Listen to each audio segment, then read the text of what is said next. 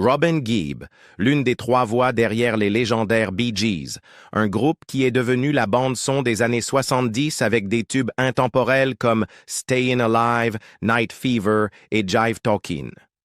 Aux côtés de ses frères Barry et Maurice, Robin a contribué à façonner le cours de l'histoire de la musique, gagnant une renommée mondiale et un succès international. Cependant, derrière l'éclat et le glamour de la célébrité, la vie de Robin n'était pas simple. De la perte de sa famille aux luttes privées avec sa santé, le parcours de Robin a été marqué par la douleur et la résilience. Qu'est-ce qui a conduit à la disparition prématurée de cette icône musicale à l'âge de 62 ans? S'agissait-il de ses batailles contre la maladie ou de quelque chose de plus profond? Rejoignez-nous pour plonger dans l'histoire tragique mais inspirante de Robin Gibb, un homme dont l'héritage résonnera à jamais dans le monde de la musique. La naissance d'un oiseau chanteur. Robin Hugh Gibb est né en 1949 à la Jane Krukkal Maternity Home à Douglas, sur l'île de Man. Il est arrivé 35 minutes avant son frère jumeau fraternel, Maurice. Leur lien perdurerait à travers la célébrité, la musique et le chagrin, mais tout a commencé dans un foyer britannique modeste, animé par le rythme et la résilience. Robin était le troisième de 5 enfants nés de Barbara et Hugh Gibb. Leur père, chef d'orchestre de métier, imprégnait le foyer de musique, posant les bases de ce qui deviendrait plus tard une dynastie musicale légendaire. À mesure que la famille grandissait, la musique devenait plus qu'un simple bruit de fond. C'était une vocation. Barry, l'aîné des frères, ouvrait la voix avec une guitare à la main, et il n'a pas fallu longtemps avant que Robin et Maurice ne suivent avec leur propre voix et rêves. Dans leurs premières années, la vie n'était pas toujours mélodieuse. Les enfants Gibb, en particulier les garçons, étaient connus pour être turbulents. Vivant à Manchester, ils tombaient parfois dans la délinquance mineure, se livrant à des actes comme le cambriolage et même l'incendie criminel. Ce fut une période turbulente, mais elle apporta également de la profondeur et de la texture à leur histoire. Nous n'étions que des gamins, se souvient Robin, mais nous avions des imaginations sauvages et trop d'énergie. Cependant, leur passion pour la musique les a maintenus sur terre et leur a donné une direction. En 1955, la famille est retournée à Manchester et les garçons ont formé leur premier groupe, The Rattlesnakes. Avec Barry à la guitare et au chant, Robin et Maurice assurant les parties vocales, Paul Frost à la batterie et Kenny Horrocks à la basse en bois, le groupe a commencé à se produire dans des théâtres locaux. Ils interprétaient des chansons des Everly Brothers, de Paul Anka et de Cliff Richard, des artistes qui allaient façonner leur style vocal et leurs harmonies à 3 voix. La confiance de Robin en leur avenir était inébranlable dès son plus jeune âge. Une voisine de l'île de Man, Helen Kenney, se souvient. Robin m'a dit un jour, « On va devenir riche un jour, on va former un groupe. » Je ne me rendais pas compte qu'il le pensait vraiment. Ces paroles, remplies d'une certitude enfantine, se révéleraient plus tard prophétiques. En 1958, le groupe a brièvement évolué pour devenir We Johnny Hayes and the Blue Cats, mais un changement se préparait déjà. La même année, la famille Gibb a fait ses valises et embarqué sur un navire en direction de l'Australie, coïncidence, aux côtés de Red Simmons, qui allait lui aussi devenir un musicien australien bien connu. Les Gibbs se sont installés à Brisbane, où un nouveau chapitre de leur aventure musicale a commencé. L'arc d'une vie musicale. L'Australie a apporté des opportunités. C'est là, dans les banlieues ensoleillées de Brisbane, que les frères Gibb ont attiré l'attention en animant une émission de télévision locale. Leur charisme, associé à leurs harmonies, a captivé les téléspectateurs et commencé à bâtir leur réputation. En 1963, ils ont sorti leur premier single. Ce n'était pas un énorme succès commercial, mais il a introduit leur son caractéristique. Des harmonies serrées à 3 voix qui allaient bientôt devenir instantanément reconnaissables dans le monde entier. Leur premier tube au Royaume-Uni, New York Mining Disaster 1941, a marqué une percée, suivie rapidement par Massachusetts. leur premier tube numéro 1 au Royaume-Uni, avec les voix envoûtantes de Robin au centre. À mesure que le groupe montait en popularité, la visibilité de Robin augmentait également. Il a pris plus de parties vocales solo, y compris sur l'énigmatique I Started a Joke, une chanson inspirée, selon Robin, par le bruit d'un moteur d'avion. Ce morceau est devenu le premier hit du groupe dans le top 10 aux États-Unis, bien qu'il n'ait pas été publié en single au Royaume-Uni. Mais avec le succès est venue l'attention.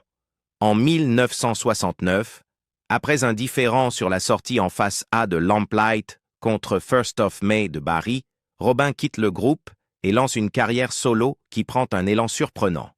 Son premier single solo, Saved by the Bell, atteint la 2e place au Royaume-Uni et se vend à plus d'1 million d'exemplaires. Un projet orchestral prévu, intitulé To Heaven and Back, inspiré par l'atterrissage sur la Lune de l'Apollo 11, a montré son ambition artistique, bien qu'il n'ait finalement jamais été publié. Poursuite et revers en solo. Bien que la première carrière solo de Robin ait montré un grand potentiel, elle n'a pas été sans lutte. Son premier album, Robin's Reign, a rencontré un succès modeste, mais il l'a laissé insatisfait sur le plan créatif. Un second album, Sing Slowly Sisters, est resté dans les tiroirs pendant des décennies. Lors d'une performance en Nouvelle-Zélande en 1970, la foule, largement inconnue de son répertoire, a lancé des tomates et des boîtes sur lui et son orchestre de 16 musiciens, obligeant plusieurs musiciens à quitter le spectacle en plein milieu. Malgré ses revers, la créativité de Robin n'a pas faibli. Il a collaboré sur des projets expérimentaux et éclectiques et a même commencé à travailler sur un film musical intitulé Family Tree. Pourtant, en juin 1970, l'histoire a fait un retour complet. Il s'est réuni avec Maurice, puis avec Barry, pour reformer les Bee Gees, la renaissance disco. Avec leur réunion est venue une puissante réinvention. Au milieu des années 1970, les Bee Gees ont adopté un son plus inspiré par le rhythm and blues. En travaillant avec le producteur Arif Mardin, ils ont sorti Jive Talkin' en 1975, qui a dominé les classements américains et a marqué le début de leur domination de l'ère disco. Rien ne définira mieux cette phase que la bande-son de Saturday Night Fever. Robin n'a pas pris les vocaux principaux sur beaucoup des morceaux, mais ses harmonies ont ajouté une profondeur émotionnelle. Des chansons comme How Deep Is Your Love, Night Fever et Stayin' Alive n'ont pas seulement dominé les classements, elles ont défini une époque. En 1978, Robin a même prêté sa voix à Sesame Street Fever en duo avec Oscar le Grouch sur la chanson Trash, un rappel humoristique de son large attrait. Leur album de 1979, Spirits Having Flown, a poursuivi cette vague de succès, se vendant à plus de 35 millions d'exemplaires. Mais avec l'arrivée des années 1980 est venu un rejet du disco, et les Bee Gees se sont soudainement retrouvés déconnectés des goûts populaires. Durant les années 1980, Robin a canalisé ses talents dans l'écriture et la production pour d'autres artistes. Il a coécrit des tubes pour Jimmy Ruffin, dont Hold On to My Love, et a collaboré avec Barbra Streisand sur l'album à succès Guilty, aux côtés de Barry. Les frères ont également travaillé dans l'ombre pour des artistes comme Dionne Warwick et Dolly Parton, démontrant leur maîtrise de l'écriture au-delà de leur propre groupe. La carrière solo de Robin a également repris en Europe. Son album de 1983, How Old Are You, comprenait le tube Juliette, qui a grimpé dans les classements à travers le continent. Il a suivi avec Secret Agent, un virage synth-pop incluant le single accrocheur Boys Do Fall in Love. Bien que ses travaux solos n'aient pas rencontré un grand succès au Royaume-Uni ou aux États-Unis, ils reflétèrent la curiosité créative de Robin. Robin est une personne tellement tendue, disait Maurice en 1968. Il ne quittait jamais sa chambre d'hôtel. Robin restait juste dans sa chambre à écrire des chansons. Robin semble totalement incapable de se détendre. Il doit toujours être en train d'écrire. Cette énergie infatigable l'a porté jusque dans les années 1990 et au-delà. Les Bee Gees ont sorti One avec Wish You Were Here, écrit en mémoire de leur frère Andy décédé. Ils sont revenus sur le devant de la scène mondiale en 1997 lorsqu'ils ont été intronisés au Rock and Roll Hall of Fame, obtenant enfin le respect critique longtemps attendu. Même lorsque la popularité des Bee Gees s'estompa, Robin est resté actif. Après la mort de Maurice en 2003, il a sorti l'album Solo Magnet, qui comportait une version poignante de Wish You Were Here. Il a continué à tourner à l'international, à se produire lors de concerts caritatifs et à participer à des collaborations créatives. Il est apparu à la télévision britannique, a mentoré de jeunes artistes et a sorti de la musique de saison comme My Favorite Christmas Carols, dédié à sa mère et inspiré par son frère Maurice. La chanson Mother of Love de cet album a été sa première nouvelle composition depuis la mort de Maurice, une pièce émouvante dont les recettes ont été reversées à des œuvres caritatives. L'un de ses derniers projets publics fut un hommage à Alan Freeman, suivi d'une réinterprétation de sa chanson inédite de 1970, Sing Slowly Sisters, sous le titre Wing and a Prayer. Ces dernières performances, qu'elles aient eu lieu à Salt Lake City, Varsovie ou sur son île bien-aimée de Man, ont été accueillies avec reconnaissance et nostalgie. Un premier amour et un accident tragique. En 1968, alors que la carrière des Bee Gees montait en flèche, Robin épousa Molly Hulis, une secrétaire travaillant dans le bureau du légendaire manager du groupe, Robert Stigwood. Leur romance semblait être bénie, mais mise à l'épreuve dès le début. Juste avant leur mariage, le couple survécut à la catastrophe ferroviaire de Hyder Green, un événement traumatique qui laissa une marque indélébile sur eux deux. Ensemble, ils eurent 2 enfants, Spencer, né en 1972, et Melissa, en 1974. Cependant, les exigences de la célébrité commencèrent à fissurer leurs liens. Presque dès qu'ils se sont mariés, Robin est parti vivre en Amérique et ils ne se sont presque jamais vus, a déclaré David Meyer, auteur de The Bee Gees, The Biography. Molly resta au Royaume-Uni avec leurs enfants, refusant de déménager. Robin, quant à lui, resta principalement aux États-Unis, plongé dans la musique et la vie sur la route. Leur mariage prit fin en 1980, après des années d'éloignement. Molly déposa une demande de divorce le 22 mai de cette année-là.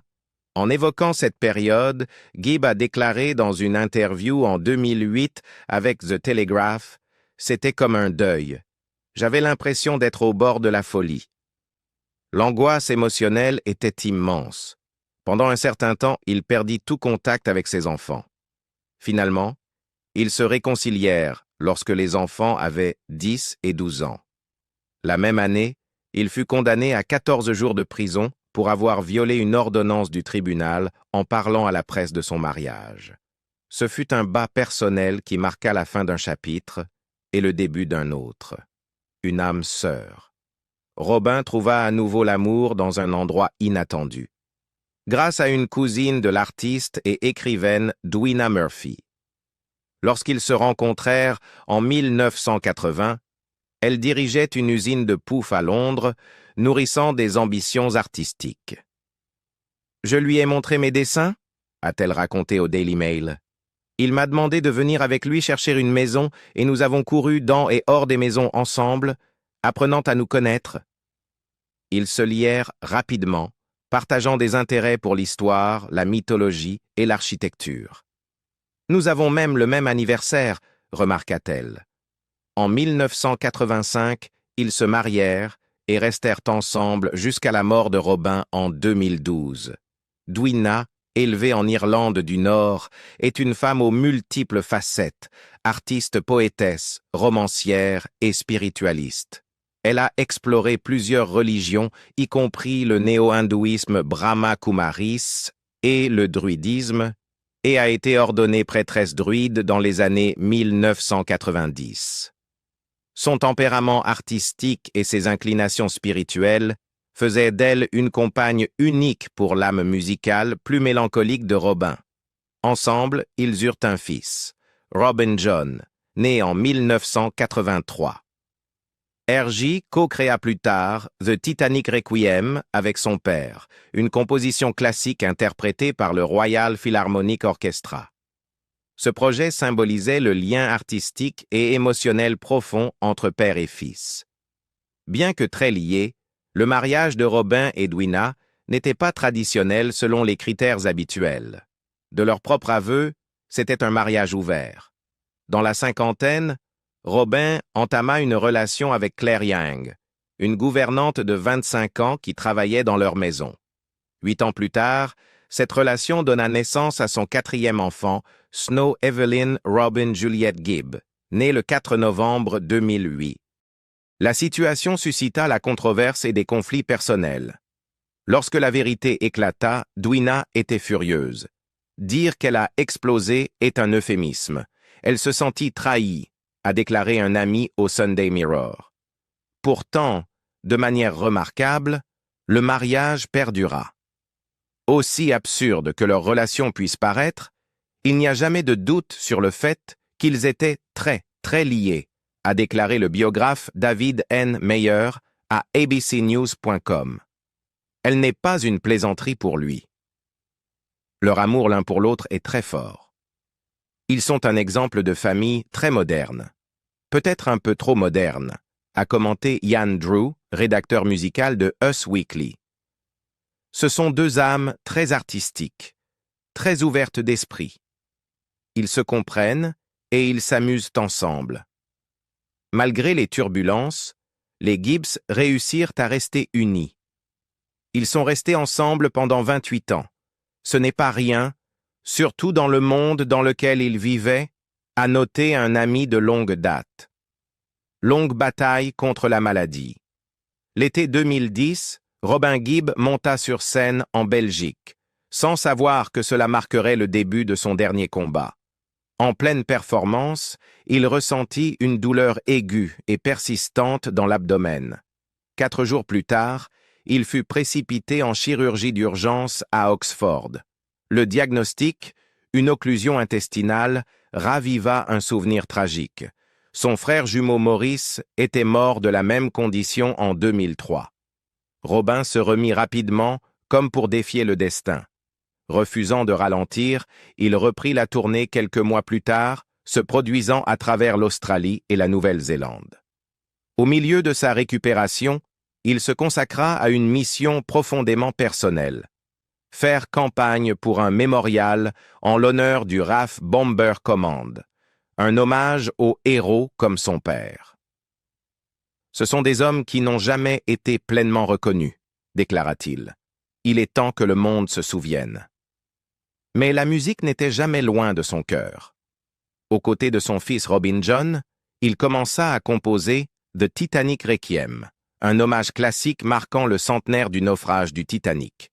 Créé avec le Royal Philharmonic Orchestra, il devint à la fois un projet d'héritage et une bouée de sauvetage émotionnel. Beaucoup de cette œuvre, révéla plus tard Robin John, a été écrite alors qu'il souffrait, cela le maintenait en vie. Pourtant, derrière la passion, la santé de Robin se détériorait. En 2011, des problèmes abdominaux récurrents l'obligèrent à annuler une tournée au Brésil, suivie d'un concert à Paris. En octobre, juste avant une performance avec les Soldiers, il fut à nouveau hospitalisé. Quelques jours plus tard, un Robin visiblement affaibli apparut dans The Alan Titchmarsh Show de ITV. « C'est comme regarder un homme hanté par son propre corps », écrivit un critique. L'année suivante apporta des nouvelles dévastatrices. Hospitalisé à plusieurs reprises, Robin fut diagnostiqué avec un cancer colorectal qui s'était propagé à son foie. Pourtant, il affichait de l'optimisme. Les résultats ont été tout simplement spectaculaires, confia-t-il à la presse en février 2012. Je sens que je l'ai vaincu. Il revint même sur scène ce mois-là pour ce qui serait sa dernière performance en direct. Il espérait assister à la première de The Titanic Requiem le 10 avril, mais à ce moment-là, il était de nouveau à l'hôpital. Amis et fans notèrent son absence et le prix que la maladie avait payé. Son visage était émacié, sa voix plus douce, son énergie s'épuisant. Un ami de la famille confia au Mirror. Parfois, aucune quantité de célébrité, de prestige et d'argent ne peut changer les choses lorsqu'il s'agit du cancer. Sa femme Dwina, prêtresse druide et artiste, se tourna vers des remèdes holistiques en complément des soins traditionnels. Mais le temps filait. Pourtant, Robin resta actif, donnant des interviews, faisant des apparitions et travaillant en étroite collaboration avec son fils. « Je ne crois pas à l'abandon », dit-il lors de l'une de ses dernières interviews. « Il reste trop à faire. » Robin Gibb, qui avait autrefois dominé le monde de la pop avec ses frères, affronta son dernier chapitre avec la même défiance calme qui avait marqué sa vie. Même à l'ombre de la mort, il demeura fidèle à sa musique, à sa famille et aux souvenirs de ceux qui l'avaient précédé. L'adieu d'un rossignol. Le 20 mai 2012, Robin Gibb est décédé à Londres à l'âge de 62 ans. Bien qu'il ait été largement rapporté que c'est le cancer qui l'a emporté, son fils, Robin John, a précisé plus tard « Papa était en rémission. Ce n'est pas le cancer qui l'a tué, c'est l'insuffisance rénale et hépatique. » Les derniers jours de Robin ont été confus et tragiques. Bien qu'optimiste en public quelques mois auparavant, son état se détériora rapidement. Après une crise quelques jours avant sa mort, il fut fortement sédaté pour gérer les effets secondaires de la chimiothérapie. On lui a alors administré des sédatifs et son foie n'a tout simplement pas pu les traiter, expliqua Robin John. Cela a commencé à affecter ses reins aussi. C'était une dégradation vraiment soudaine. Ses derniers moments furent tendres. Je lui tenais la tête et la main droite et ma mère tenait sa main gauche, confia Robin John. Je l'ai embrassé et je me suis écarté pour laisser Spencer. Nous avons tous les deux tenu sa main et lui avons dit que nous l'aimions. Plus tard, il joua « I started a joke » sur son téléphone, le posant sur la poitrine de son père. C'est à ce moment-là que j'ai éclaté en sanglots comme un bébé. La famille Gibb avait déjà fait face à des pertes inimaginables. Andy Gibb, le frère cadet, était décédé en 1988. Maurice, le jumeau de Robin, était mort en 2003. Maintenant, Barry était le dernier membre survivant des Bee Gees, le trio qui a défini une génération avec des chansons comme Stayin' Alive, How Deep Is Your Love et Massachusetts. Le décès de Robin ne s'accompagna pas seulement de deuil, mais aussi de complications. Robin John exprima sa frustration face aux opinions médicales contradictoires lors des derniers jours de son père. Il y avait un écart d'opinion. Je voulais de la dialyse et de la RCP. Ils ont dit que c'était futile car il était un patient atteint d'un cancer au stade 4. Ajoutant au poids émotionnel, il est apparu que Robin avait pris des dispositions financières pour son plus jeune enfant, Snow Robin, né en 2008 de Claire Young, une ancienne femme de ménage. Il avait offert à Young une maison et 4 millions de livres sterling dans les mois précédant sa mort. Les funérailles privées eurent lieu en juin à Thame, dans l'Oxfordshire, suivi d'un hommage public à Rome le 23 juin avec une performance de The Titanic Requiem, son dernier grand œuvre, co-composé avec son fils. Le cortège funéraire fut poétique. Une carriole en verre tirée par des chevaux noirs transporta le cercueil blanc de Robin à travers les rues de Thame. Des fans, des amis et de la famille se tenaient sur le parcours. À l'église Sainte-Marie, des classiques des Bee Gees remplissaient l'air. How Deep Is Your Love joua lors de l'entrée du cercueil. Barry Gibb prononça un discours émouvant. La vie est trop courte. Dans le cas de Robin, absolument trop courte. Nous aurions dû avoir 20 ou 30 années de plus de son esprit magnifique et de son cœur beau. Parlant de Maurice, Barry dit « Quand on est jumeaux toute sa vie. Et maintenant, ils sont ensemble. » Le fils de Robin, R.J., prit aussi la parole. « Il ne sera toujours qu'à une chanson de distance. » Sa femme Dwina lut un poème qu'elle avait écrit « My songbird has flown », rendant hommage à l'homme qu'elle aimait en vers.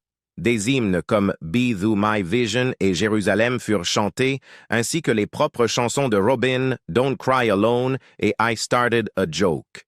Le service devint un adieu musical. Le fils de Robin, R.J., prit aussi la parole. Il ne sera toujours qu'à une chanson de distance. Sa femme Dwina lut un poème qu'elle avait écrit, « My songbird has flown », rendant hommage à l'homme qu'elle aimait en vers.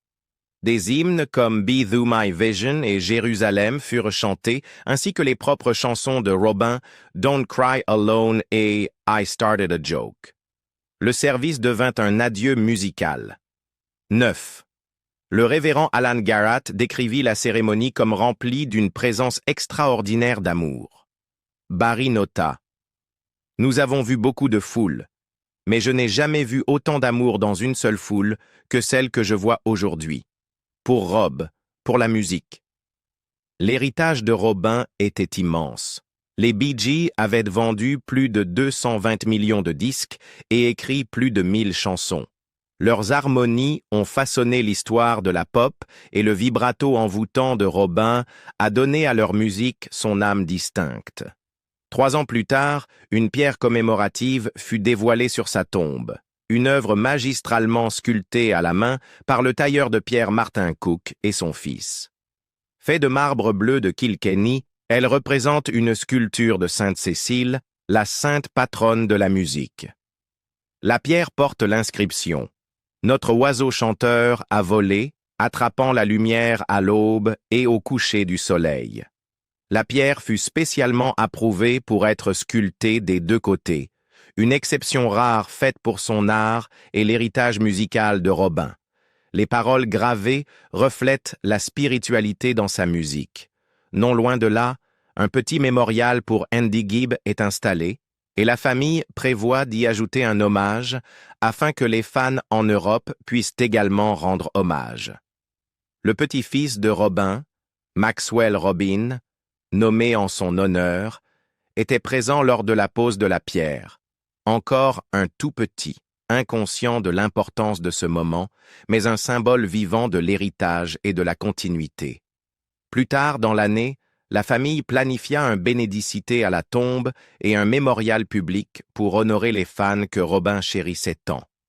Bien qu'il soit parti, sa voix perdure, dans le calme d'une mélodie, dans le rythme du souvenir, dans l'amour partagé par ceux qui restent derrière. J'ai essayé de tout retenir, dit Robin John à propos des derniers moments de son père, mais c'est à ce moment-là que j'ai éclaté en sanglots comme un bébé. Et Barry, seul à la fin des funérailles, le résuma parfaitement. Nous le garderons dans nos cœurs et nos esprits pour toujours. La vie de Robin Gibb n'était pas seulement une série de succès en tête des classements ou de gros titres. C'était une vie de passion, de douleur et de sens. Un homme qui a donné sa voix au monde et, en retour, a porté son poids en silence. Il était plus qu'un Bee Gee. Il était un père, un combattant, une âme complexe qui aimait profondément et vivait pleinement. À travers les cœurs brisés et la guérison, le scandale et le service, Robin n'a jamais perdu le fil de ce qu'il était. Un rossignol dont les mélodies portaient à la fois la joie et la tristesse. Son histoire nous rappelle qu'il y a même derrière les lumières les plus brillantes de la scène, des ombres. Mais aussi, il y a de l'amour, il y a l'héritage. Et maintenant, à vous. Quelle partie de l'histoire de Robin Gibb vous a le plus touché? Et quelle chanson de lui résonne encore dans votre cœur aujourd'hui? Déposez vos réflexions dans les commentaires. Nous serions ravis de savoir comment sa musique ou son histoire a touché votre vie.